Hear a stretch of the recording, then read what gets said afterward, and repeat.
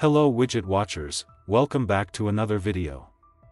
In this video we are going to see that how FutureBuilder and StreamBuilder are working in Flutter.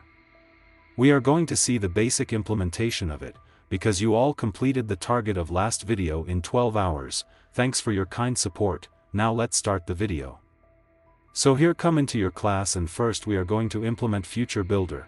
So for that, here create a simple variable as counter value, and assign its value as 1. Now in our future method we will just double counter value. So for that, here create a future, then assign its return type as int, then here name your method as increment counter, then it is a future method, so we need to use async here, then from here add return, then add the future.delayed, because in future the response will come only once, so we have added delayed, then add the duration and add the delay of 2 seconds, then from here just return the counter value multiplied by 2, then come inside your build method, and here add the column widget. And add its main axis alignment to center, then here add FutureBuilder widget. Then for future assigned that increment counter method to it, then inside the builder, it have two parameters, first one is the context and second one is the snapshot, so you know about the context, and snapshot basically contains the details of our future. Snapshot have details of our future method, that it is loading or it have some data or it failed. Snapshot basically contains these details. So now come inside here and here add a condition that if snapshot has data, then we will return the text widget and inside it contains counter value. Then inside the else condition here add the circular progress indicator, because we want to show something while data is loading. Okay, now just run the program and you can see the loading thing is working fine, and then we have current value as 1, but this current value is wrong, we supposed to have 2 here. So let me check what is going wrong with this. So yeah, from here we don't need to add counter value, we need to get the value from the snapshot. So here add the snapshot then data, then also add the text style for this so that it can be visible to you. So here I'm adding font size 20 and font weight to 600.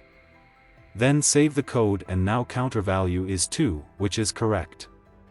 Now there is a one thing which is very wrong. Whenever you will try to get the value from this future method, then the counter value is always going to be 2, so for fixing this issue, first assign this value to counter value, now from here return the counter value.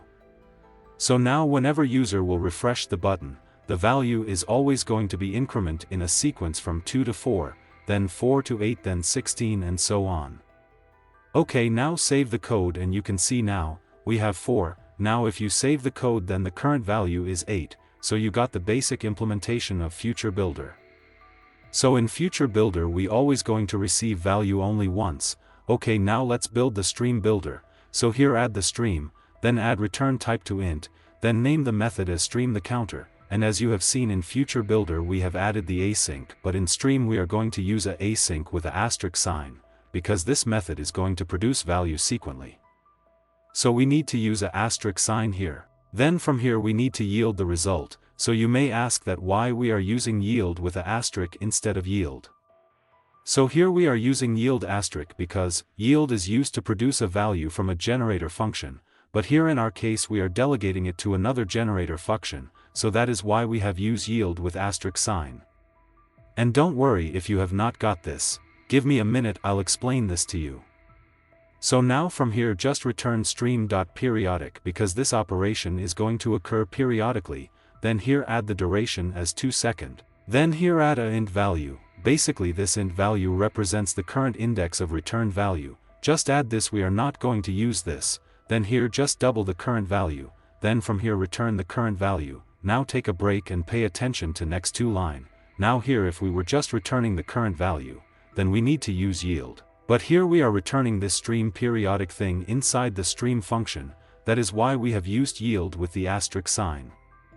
So I guess I made my point very clear and explained the difference between them. Now come inside the method and here add the sized box of height 40, then add the StreamBuilder and then here add the stream function, then copy this if and else condition from the FutureBuilder, and come inside the StreamBuilder and here it is also going to have context and snapshot, then here paste the same code which we have copied from above, then here just manipulate this text to current stream value, then save the code. And now you can see our value is in getting doubled after every 2 seconds, so yes, that was the basic implementation of FutureBuilder and StreamBuilder in Flutter, where in FutureBuilder the value get come only once and it stays, but in case of StreamBuilder, it continuously getting flouted. So yeah, if you have learned something new from this video, then please give us a thumbs up, and if you want more such video, then please comment down that what you want to learn next.